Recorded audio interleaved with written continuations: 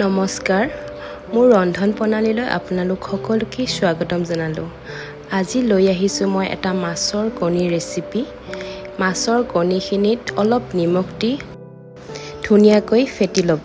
এতিয়া এটা কেৰাহীত অলপ মিঠাতেল দিব আৰু নিমখ দিয়া মাছৰ কণীখিনি কেৰাহীটোত দি দিব।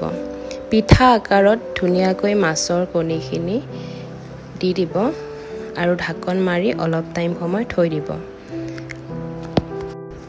মাছৰ কণীটো ধুনীয়াকৈ সিজি উঠালৈ আপোনালোকে পিঁয়াজ, বিলাহী, নহৰু আৰু জলকীয়াখিনি মিক্সিত ধুনীয়াকৈ পিচি ল'ব। আৰু এয়া দেখিছে মাছৰ কণীটো লুটিয়াই ধুনীয়াকৈ সিজিবলৈ দিয়া হ'ল। আৰু এই মাছৰ কণীখিনি ধুনীয়াকৈ এনেকৈ সৰু সৰুকৈ পিচকৈ কাটি ল'ব।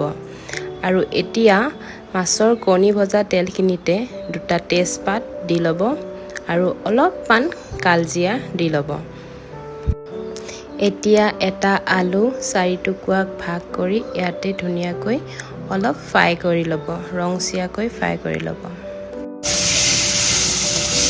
এয়া আলুখিনি ফ্ৰাই কৰা হৈ গৈছে, তাত অলপমান হালধি দিব আৰু তাৰপিছত যোনখিনি মিক্সিত পিচি থৈছিলে বিলাহী আৰু পিঁয়াজৰ পেষ্টটো এইখিনি এতিয়া তেলত দি ল'ব আৰু ধুনীয়াকৈ তাক লৰাই থাকিব। এয়া দেখিছে ধুনীয়া উতল আহিছে। এয়া মছলাখিনি ধুনীয়াকৈ তাৰ পানীটো এৰি শুকান হৈ পৰিছে। এয়া মানে মছলাখিনি ফ্ৰাই কৰা হৈ গৈছে। এতিয়া আপুনি ইয়াতে পানী ঢালি দিব। পানী দিয়াৰ পিছত এইখিনি ধুনীয়াকৈ উতল আহিছে, তেতিয়া আপোনালোকে মাছৰ কণীখিনি যে পিচ কৰি থৈছিলে সেইখিনি দি দিব। সেইখিনি দি ধুনীয়াকৈ আৰু 10 মিনিটমান সময় আপোনালোকে সিজিবলৈ দিব। উতল আহিল, এতিয়া দিয়া হৈছে ধনিয়া।